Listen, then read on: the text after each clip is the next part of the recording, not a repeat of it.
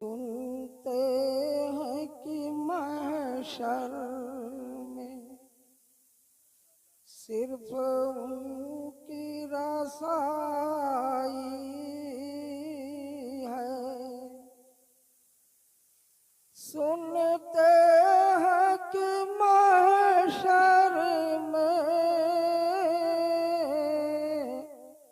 सिर्फ उनकी रसाई है।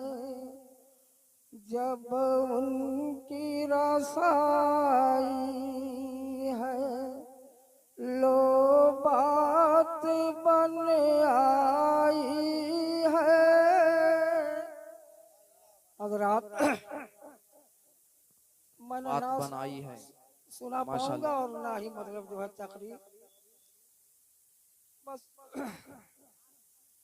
हज़रात एक ज़माना हमारा और मास्टर मोहम्मद अली साहब की किबला का एक साथ गुजरा है और ये इनका करम है, ये उनकी मोहब्बत है कि हर मोड़ पे मुझे याद करते रहे। अल्लाह ने जब ये खुशी का दिन दिया और मुझे खबर मिली ऐशा के वक्त मैं बाहर से आया तो बच्चों ने बताया तो मैंने आमीन कहा और जहन में एक वाकया याद आया। और क्या याद आया वाकया कि करम फरमा मास्टर मोहम्मद अली साहब ये एक दरबार में तकरीबन 50 किलोमीटर की दूरी है, वहाँ पे जाया करते थे, चाहे वो गर्मी का मौसम हो या ठंडी का मौसम हो या बरसात का मौसम। और वो दरबार कौन सा दरबार है कि दिल्ली में जब सुल्तान कुतुबुद्दीन ऐबक की हुकूमत थी तो उसके लश्कर में हाथियों का एक बहुत बड़ा झुंड था। हाथियों का भी एक लश्कर था जिसमें बहुत से हाथी थे। एक दिन उस अस्तबल से एक हाथी बिगड़ करके पागल हो करके और वो हाथियों के झुंड से बाहर भागा तो हर तरफ से फील बाण दौड़े, बचाओ बचाओ की चीखों पुकार करने लगे और हाथी को काबू में वो करना चाहते थे लेकिन हाथी काबू में नहीं हो रहा। आलम में हुआ कि एक मजमा इकट्ठा होता गया और हर तरफ जो है यही चीखों पुकार थी कि बचो बचो। और जो है ऐसी हालत में लोगों ने देखा कि हाथी पागल होकर के बिगड़ करके वो जिधर से गुजरता था दरो दीवार को ठोकरे मारता, पेड़ पौधों को गिराता हुआ वो चला जा रहा था। तो लोगों ने देखा कि एक बहुत ही खूबसूरत नौजवान उसी रास्ते से चला आ रहा है जिस रास्ते पर वो बिगड़ायल हाथी पागल हाथी गुजर रहा। तो लोगों ने जब उस नौजवान को देखा तो लोग चिल्लाने लगे कि ये नौजवान बच भाग। लेकिन मालूम ऐसा होता था कि उस नौजवान पे लोगों की आवाज का कोई असर ही नहीं। मजमे ने देखा, लोगों ने देखा कि वो हाथी दौड़ते हुए उस नौजवान के पास पहुंचा। मजमे की एक चीख निकली, हाथी उस नौजवान के पास पहुंचा तो लोगों ने देखा कि हाथी ने अपना सूंड उस नौजवान के कदम पे रख करके बैठ गए। तो उस मजमे में एक साहिबे बाकमाल भी थे।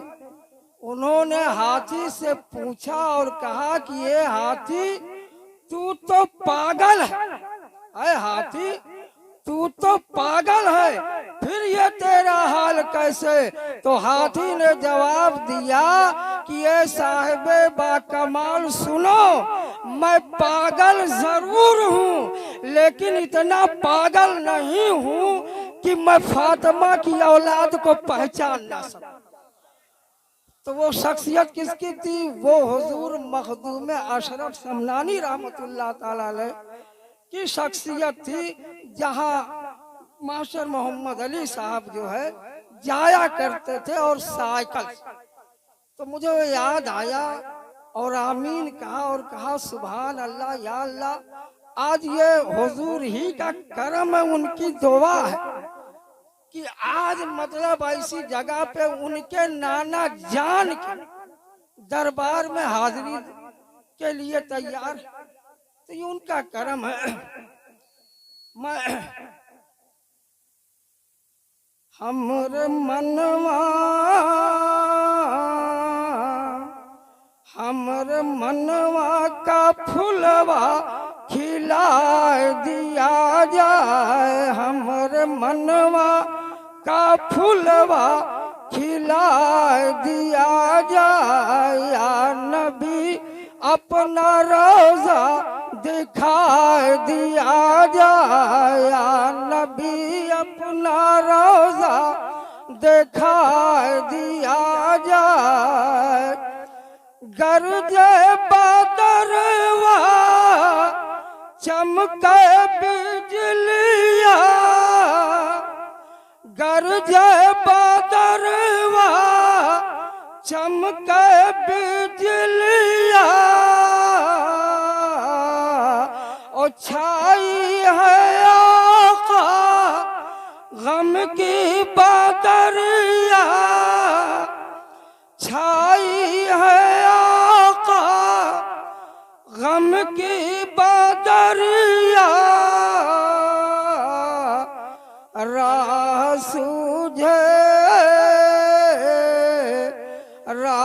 सूझे ना हमका बता दिया जाए, राह सूझे ना हमका बता दिया जाए।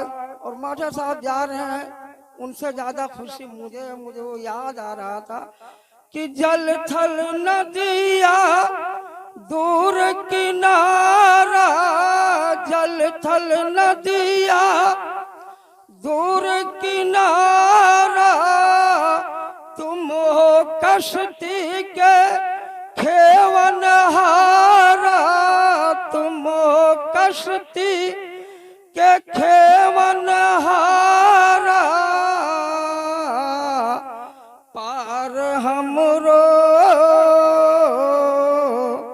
पार हमरो सफीना लगा दिया जाए, या नबी अपना रोजा।